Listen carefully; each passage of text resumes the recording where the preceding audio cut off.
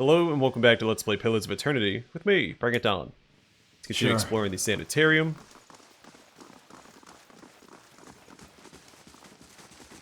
Slowly now.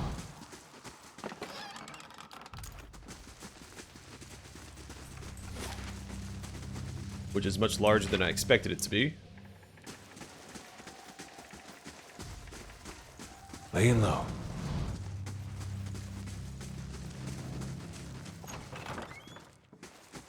Keeping an eye out.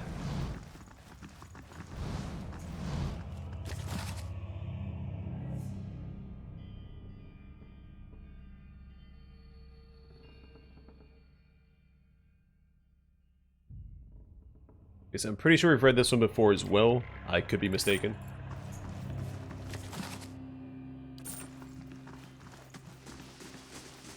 But I'll err on the side of caution and not read it.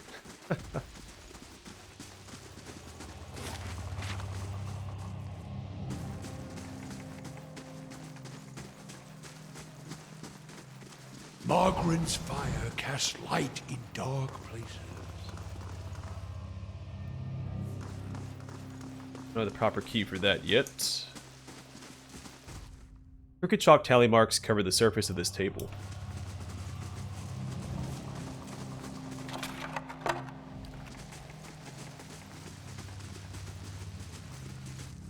The crooked boards show deep gouge marks. They're spaced like folk or elven fingernails.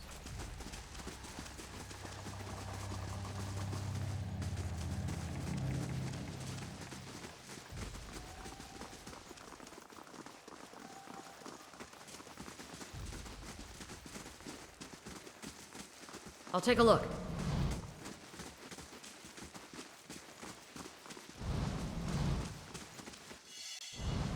You should see this.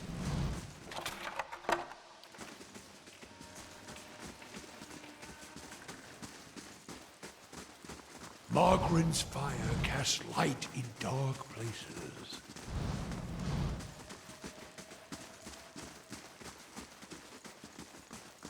Slowly now.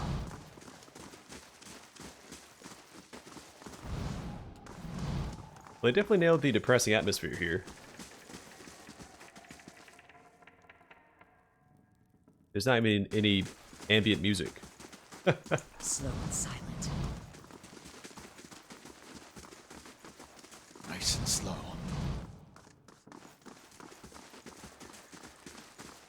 Nice and slow.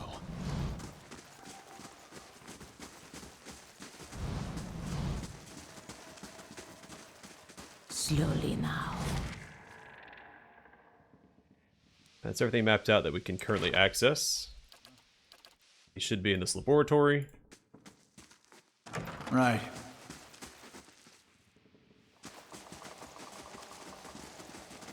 And what does the... I'll have it in no time.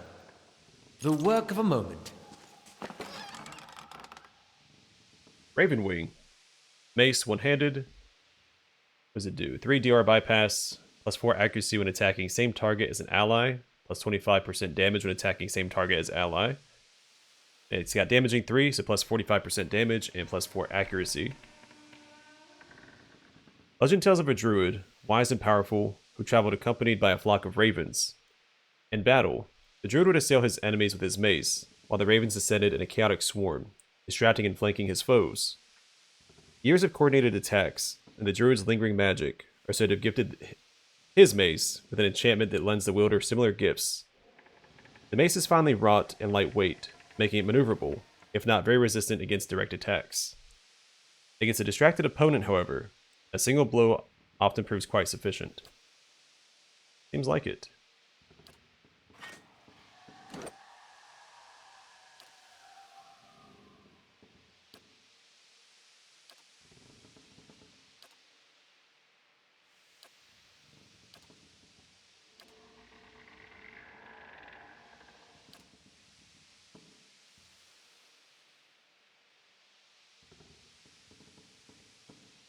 I would have suspected that a mace would be a noble weapon. Maybe a ruffian. The copper wires and conduits are shiny. The device is warm to the touch. Something churns and bubbles in this tank. Eyes open. I'll have it in no time. The work of a moment. Blade Golan. The light armor, what does it do? Minus 50% stun duration, minus 50% knockdown duration, and then plus 50 defense while stunned, and 50 defense while prone. Blade Golan Wolfheart is said to have been blessed by the Lord of the Hunt himself. A human hunter, showing skill with the bow and arrow beyond any before seen, caught Galawain's attention one day. Galawain proposed a bargain. If the hunter could best him in a hunting contest, Galawain would present her with armor that would bestow upon her the power of a wolf. For a week, both hunters tracked their respective quarry through the woods, and when the contest was ended, the hunter had felled the most game. True to his word, Galawain presented her with Wolfheart, which gave her the crafty, evasive nature of its namesake.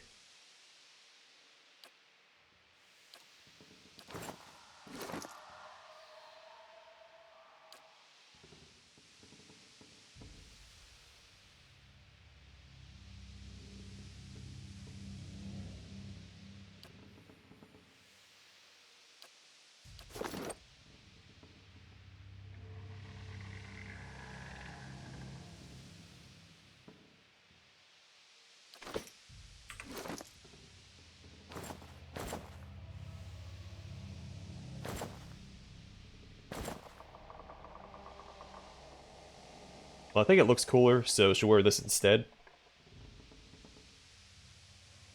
Plus, we can always make up for the survival by putting more points into survival, where we can't just put more points into the stun duration and knockdown duration. And the defenses for each. I've read that already. And that. Slow and silent.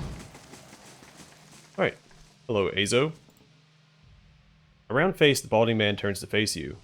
His upper lip is pulled upward slightly by his pointed nose, exposing his upper teeth when he scowls. What is the meaning of this? I'm looking for an expert on awakenings. I don't have time to give you directions. Go bother somebody else. Are you the Animancer who's been buying relics of Immoral? Are you trying to discredit me? Go dig elsewhere. What is it now?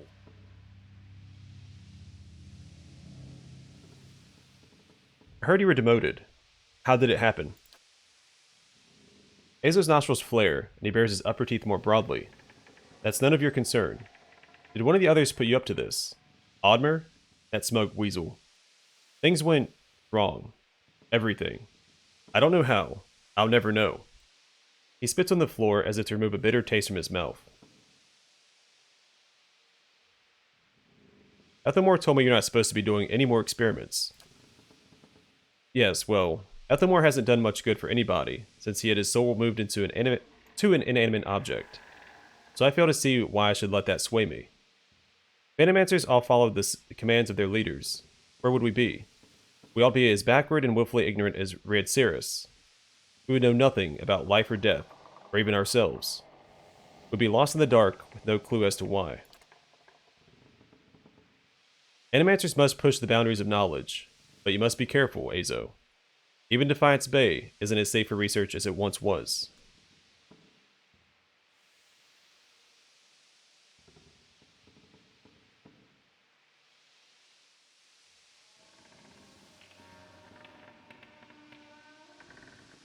Yeah, surely there are other paths that don't involve risking lives. Indeed. Many lives have been spent in such pursuits, writing treatises and poems. But tell me this, how does one verify the truth of a poem? If some philosopher stumbled across the meaning of our existence, how would we know it from a false one? These are wasted lives. In Animancy there is progress. We are measurably closer to complete understanding because of our work, and that will be true until our work is complete. Who will solve Widewen's legacy? Some church? Some warrior? It will be an Animancer, or it will be no one at all. Have you tried your experiments on any other subjects? I have, yes. No point in lying about it, now that Ethelmore is involved. I asked for volunteers from our patients, and a few brave souls came forward. I was very close at one time to a breakthrough. They understood that. They understood their sacrifices would mean something. I like access to the North Ward. Out of the question. Those patients are in isolation for a reason.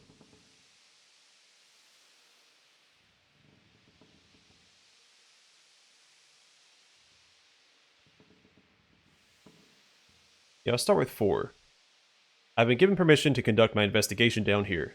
You'd best cooperate. My answer is no. Whatever you're looking for, those patients will not be able to help you. The head warden will stand by me on this. He's the one that sent me down here to investigate. I've seen your records. I know what you're doing to or with them. Those are private! You have no right! He balls up his fist and digs his teeth into his index finger, a growl simmering beneath his breath, and a deep scowl compressing his face. Fine. Speak to them for all the good it'll do you. I'm sure the discussions will be fascinating. He pulls a heavy key from one of his pockets, and nearly slams it down on the floor before handing it to you. Okay. Is that... I assume it's this way. This looks like north. Oh no, it's behind this big door. I can't even select it. Let me go over here and see if there's a switch behind perception check.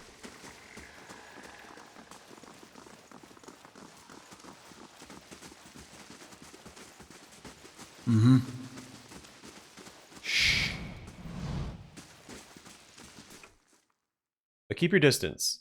Wick's in that cell back there. Had incidents when people got close. Okay. Yeah, all we had to do was ask.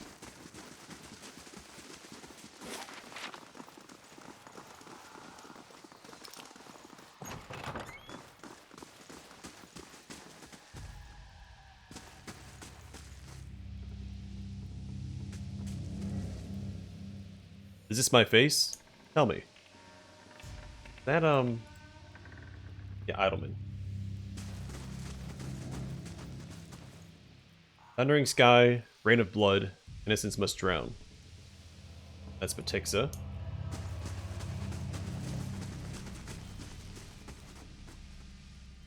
Alright, here's Grom. This man has a look in his eyes of a hunted animal, and at your approach, he staggers backward to the far corner of his cell, halfway appearing as though he would climb the walls if it would get him farther away from you. He cries out, a bizarre primal utterance like nothing you've heard. I need to ask you some questions. Grom looks at you blankly. It is unclear whether he understands you or not. His panic has momentarily subsided. He opens his mouth to speak, but the words that come out are half-formed, as though his tongue were cut out. They are impossible for you to discern, if indeed they are words at all. Aloth makes a noise of disgust. The Xenomancers did this to him. You can see what comes of their meddling.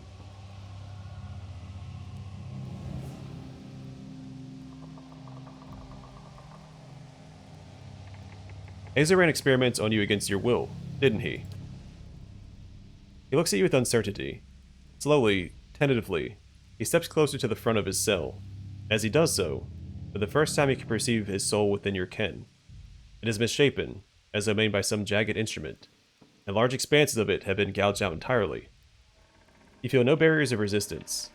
If you wanted to, you could look further into Grom's soul. Alright, peer into Grom's soul. You project out toward the maimed soul in front of you, merging with it, its confusion and fear becoming yours, as it whisks you into its depths. You're in your cell. A key turns.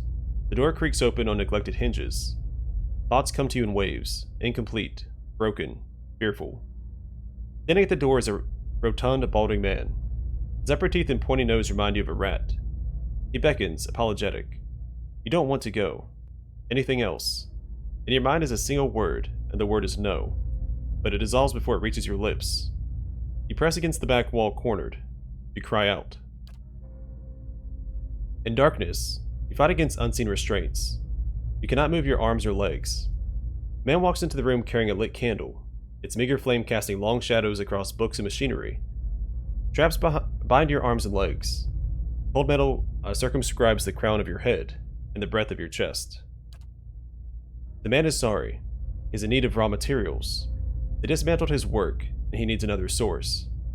He needs to show them he was right. He thanks you.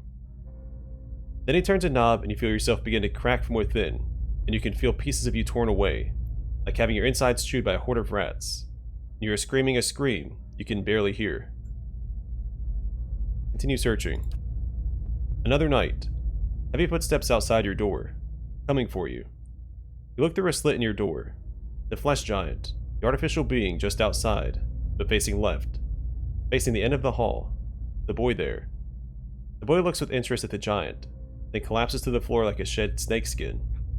The giant convulses for a moment, then rights itself, turns away, and leaves. Decouple from Graham's soul. Graham looks at you, still wild-eyed, but somehow more present. He nods at you, then walks back to the end of his cell.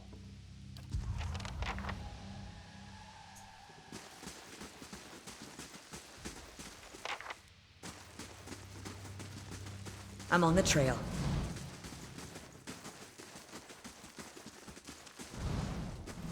I'll see what I can find.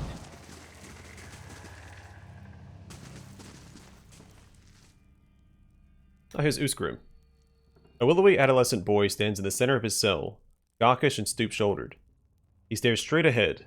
The occasional blink his only movement, and it is unclear whether he registers your presence at all behind his glassy, doll-like eyes. In this state, barriers between your soul and his are thin and porous, easily bypassed if you should wish it. Reach out for his soul. You close your eyes and edge forward toward the boy's soul, and as you near, a sudden malaise comes over you.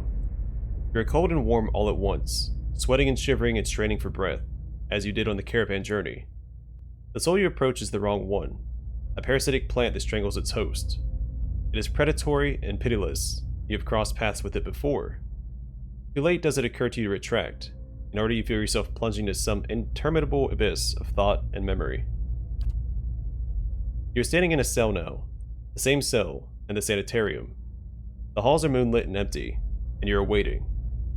At the far end of the ward, the door opens, revealing a flesh golem in silhouette beneath a stone archway. It makes its usual rounds, the same stops every time, the misbegotten child of despondent creators. When the construct is close, you coil yourself up and spring forward, passing out of the boy's body as though it were a membrane. You can sense his body behind you, collapsing to the floor, a puppet whose strings are cut.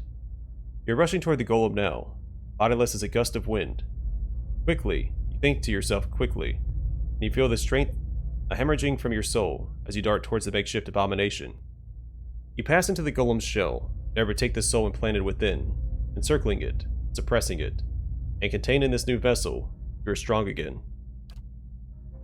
You step heavy-footed down corridors unheeded by the other constructs and scrutinized only by the wary, untrustworthy eyes of the mad, coming at last to an office piled with books and scribbled papers, and the perverse implements of animancy. You set your oversized hands upon a large machine, a nest of globes and tubes and coils in the center of the room, and go to work, bending wires and unsettling alignments. Your surroundings are pulled past you, or perhaps you are pulled past them, and they dissolve into a blur. When they settle into place again, you're outside on a clear day, standing in front of a crowd stacked high above you on the tiered seats of an amphitheater. You're acting for the crowd, standing deliberately still, but this is no play. A balding man with rodent-like features is strapping you to a machine, the one you had tampered with. You see your arms for the first time, short and fleshy, unmistakably those of a little girl. Oh, it's what's her face? Ripley. But this body is not truly yours. Your mind still holds the same determination, the same hard-heartedness as before. The body itself is cold and vacuous, like the others. This one has no soul of its own. The man speaks, and the crowd applauds with an enthusiasm worthy of a hero's entrance. Bear witness, he says, and he pulls a lever. The machine shivers and sparks, and a bead of sweat rolls down the side of the man's brow, but the crowd's apprehension quickly gives way to awe as a crystal globe fills with a radiant mist that casts the entire theater aglow. He opens a valve, and the globe crawls through a tube along a length of copper wiring that runs to a set of electrodes beneath your armpits. No punctuation. You feel nothing when it reaches you, as it should be, but you've been leading his work astray periodically for some time, altering notes and settings, and playing puppeteer for Hollowborn. You make it look how people would expect it to look when a body is infused with a soul. In a moment, the machine goes dark, and the man unstraps you, eyeing you with a scientist's concern. He looks back up at the crowd. Behold, he says, but there's obvious hesitation in his voice. Slowly, you take a plodding step forward, then another and another. You look up at the man, giving him the eye contact of which no Hollowborn is capable, and the crowd gasps. The man looks relieved. How do you feel? He asks at a volume meant for the crowd, and this is the moment. At the top of your lungs, you let out a piercing shriek.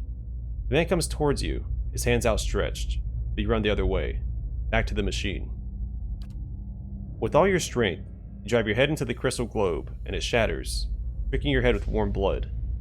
You drive your head down onto the surface of the machine, again and again, drawing panic screams from the crowd, and by the time the man reaches you, your body's already ceased proper function, and merely twitches on the cold ground. Satisfied, you depart the corpse in search of another unsuspecting host. Who could put their faith in animancy now? You're pulled again from your surroundings, transcending the boundaries of memories and lifetimes, deeper and deeper past betrayals and murders and lies upon lies that form the thick webbing of plots beyond mortal comprehension. You settle at last on a room you have seen before, expansive, with a tall device encasing an Aedra monolith at its center. The room is filled with people, and the people all look at the device. You're yanked suddenly back to reality, and the once catatonic boy in the cell is looking directly at you, appraising, calculating. There is no mistaking now that it is the soul of the man who caused your awakening that gazes out from that borrowed husk. A watcher.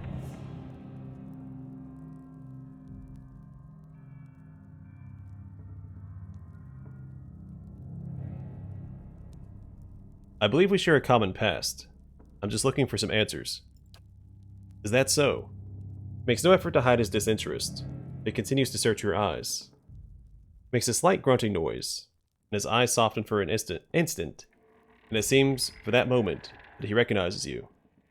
He opens his mouth to speak, and seems to think better of what he was about to say.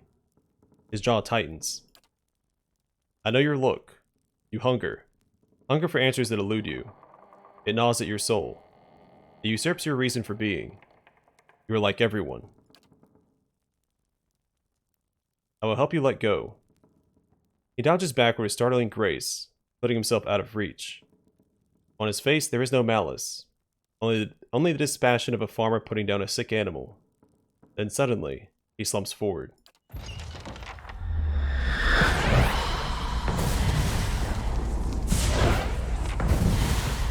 I knew we were gonna have to fight these guys.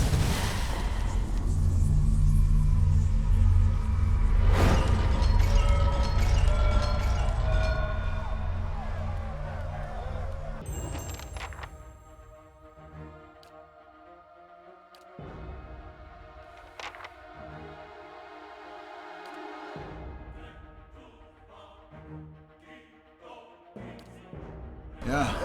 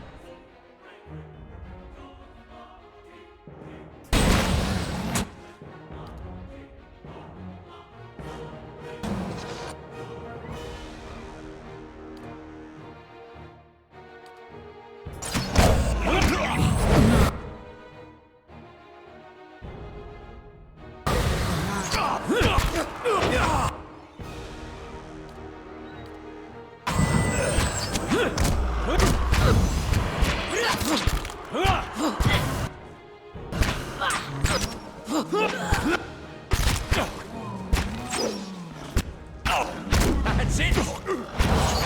Let's go.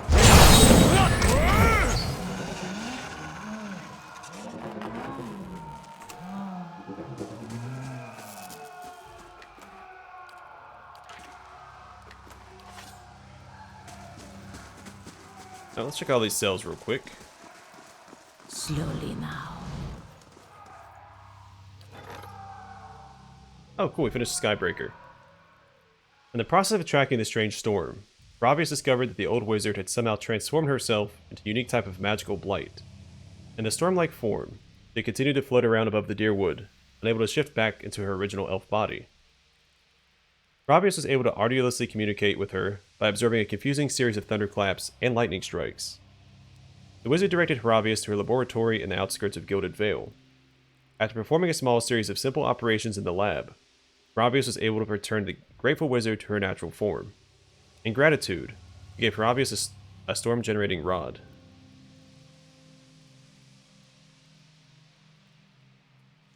A rod of wind and thunder. Grants the thunder rolled like waves on black seas. And charges and grants returning storm. And so synced thy biting winds, O Eldneri.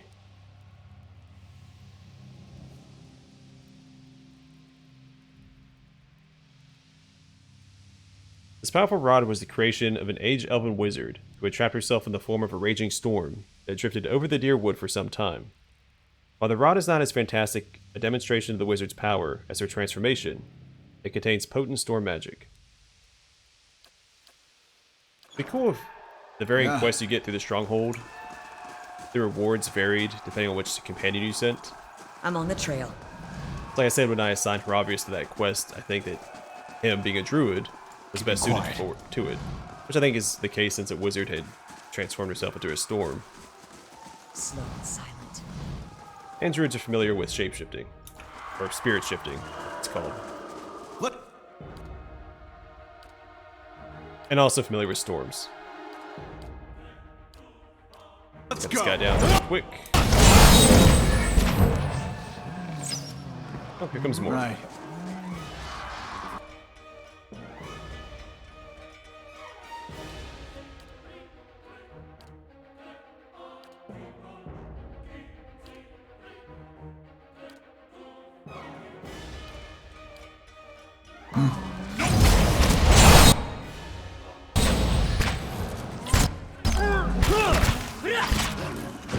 Shadow!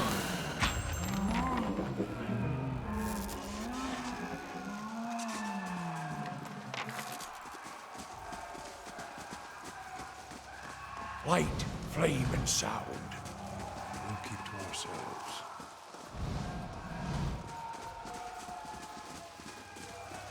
Keeping an eye out.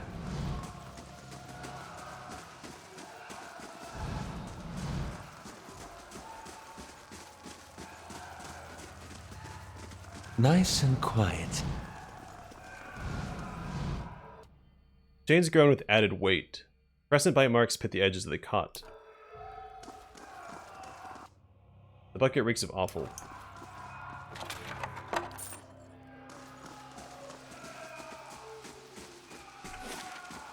Alright, so make our way back to the Sanitarium and kill everything that stands in our way. I'm assuming most of the patients have been killed.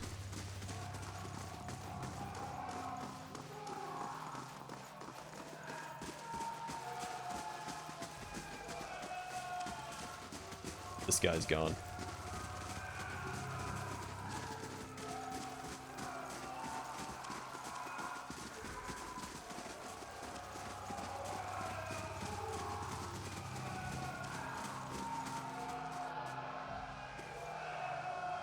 What have you done?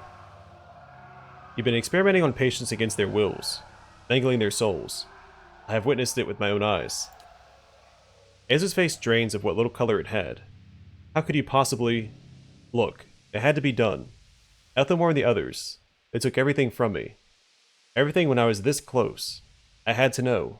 Had to know where I failed and why. Imagine the value if I had succeeded. I had something that could make all those hollow infants into something like a real person. And with a few more patrons and a few years' research, who knows? No one has come that close with a legacy. It's why I have to continue.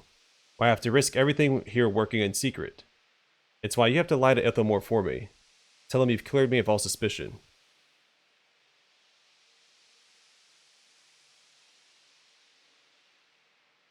I'm gonna expose him. Because I agreed already with Ethelmore. We had a contract. He's gonna let me down here, but I had to report everything to him, so. I'm gonna expose you for what you are. Then I can't let you get in my way either. Well, good luck stopping me.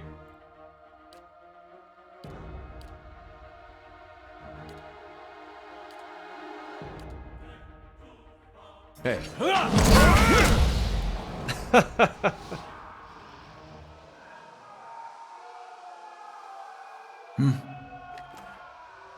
Oh, he gave it his best shot. North Ward patient record Grom. Alright, I've already read this. Alright, Azo's research journal. I'm close to a breakthrough.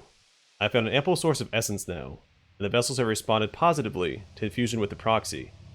Human trials are the next logical course. And some money.